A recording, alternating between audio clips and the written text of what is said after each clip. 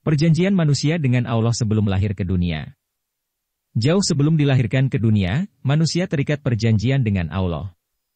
Perjanjian tersebut adalah tentang keberimanan mereka kepada Allah. Para rasul pun juga tak lepas dari perjanjian kepada Allah. Seluruh rasul yang diturunkan Allah ke dunia, diutus untuk mengingatkan janji tersebut.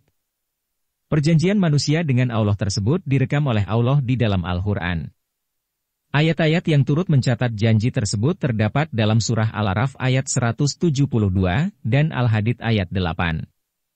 Sedangkan perjanjian yang diambil oleh para rasul terdapat dalam surah Al-Ahzab ayat 7.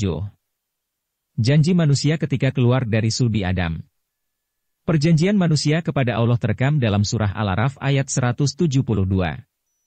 Dan, ingatlah, ketika Tuhanmu mengeluarkan keturunan anak-anak Adam dari sulbi mereka dan Allah mengambil kesaksian terhadap jiwa mereka, seraya berfirman, bukankah aku ini Tuhanmu?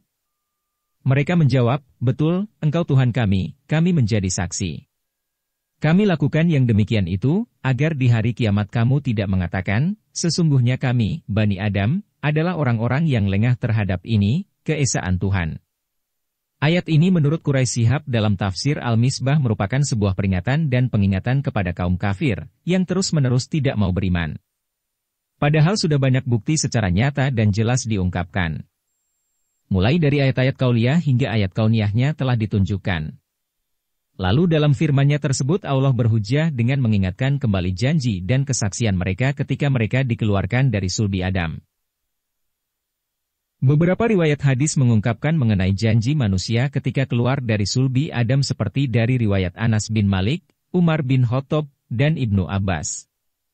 Namun Ibnu Katsir dalam tafsir Al-Quran Al-Adi mengambil hadis riwayat Ibnu Abbas karena paling sahih. Sungguh, Allah mengambil perjanjian dari punggung, sulbi, Adam di Enumen pada hari Arafah, lalu dari tulang punggungnya Allah mengeluarkan seluruh keturunan yang Ia ciptakan, lalu Allah tebarkan di hadapannya kemudian Allah berbicara langsung. Bukankah aku ini Robmu? Mereka menjawab, betul, engkau Rob kami bersaksi. Hadis riwayat Ahmad. Kesaksian manusia yang telah dijadikan perjanjian oleh Allah ini berlaku selama di dunia hingga datangnya kiamat. Meskipun perjanjian itu terjadi ketika manusia keluar dari sulbi Adam, perjanjian ini berlaku bagi semua keturunannya secara individu. Sesuai dengan keterangan Nabi Muhammad dalam tafsir Al-Tasturi bahwa tidak akan berdiri kiamat sebelum semua keturunan yang telah diambil sumpah, kesaksian, dan janjinya itu terlahir ke dunia. Perjanjian untuk beriman kepada Allah. Dalam surah Al-Hadid ayat 8 dijelaskan mengenai keberimanan kepada Allah. Berikut bunyi ayatnya. Dan mengapa kamu tidak beriman kepada Allah padahal Rasul menyerumu supaya kamu beriman kepada Tuhanmu? Dan sesungguhnya Dia, Allah, telah mengambil perjanjianmu, jika kamu adalah orang yang beriman. Menurut penafsiran Al-Mahali dan As-Suyuti dalam tafsir Jalalain ayat tersebut menyatakan bahwa Allah telah mengambil janji manusia ketika di alam arwah. Janji mengenai persaksian manusia atas Rabb-Nya yang telah diterangkan sebelumnya pada surah Al-Araf. Isi perjanjian tersebut adalah menyangkut keimanan mereka kepada Allah. Persaksian manusia ketika di alam arwah ini membawa akibat untuk terus beriman kepada Allah.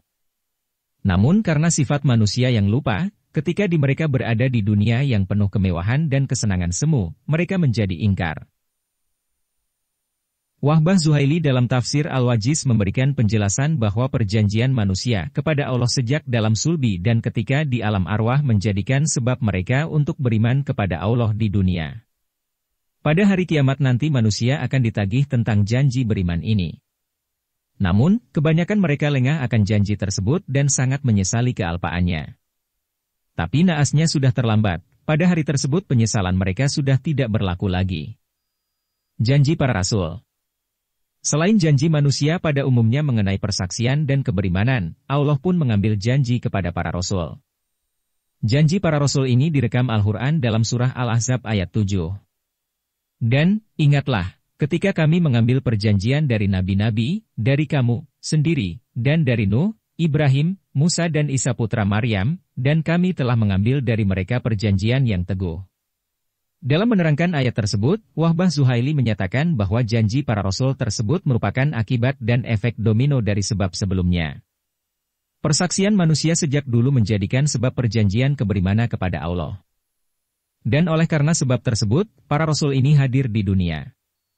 Namun, sebelum mereka diutus Allah ke dunia, mereka telah terlebih dahulu dijanji oleh Allah, dan janji mereka sangatlah teguh. At-Tabari dalam tafsir Tabari menjelaskan perjanjian para nabi pada ayat tersebut bukan berkenaan mengenai keimanan seperti janji manusia pada umumnya. Janji para rasul tersebut terkait persoalan untuk saling meneguhkan antara satu nabi dengan yang lain, penyampaian risalah, serta tugas-tugas kenabian yang lain. At-Tabari mengungkapkan riwayat yang lain bahwa janji tersebut adalah tentang pertama kalinya Nabi Muhammad diciptakan, namun yang paling terakhir diutus. Sifat manusia yang lupa merupakan pangkal dari ketidakberimanan kepada Allah ketika di dunia. Namun, diutusnya para rasul oleh Allah dimaksudkan untuk mengingatkan kembali akan janji manusia dulu. Begitu sayangnya Allah kepada manusia hingga ia mengirimkan banyak bukti untuk mengingatkan manusia akan janjinya dulu. Bukti-bukti tersebut seperti diungkapkan oleh Quraisy Shihab dan Wahbah Zuhaili meliputi diutusnya para rasul, diturunkannya ayat-ayat kauliyah, maupun ayat-ayat kauniyah.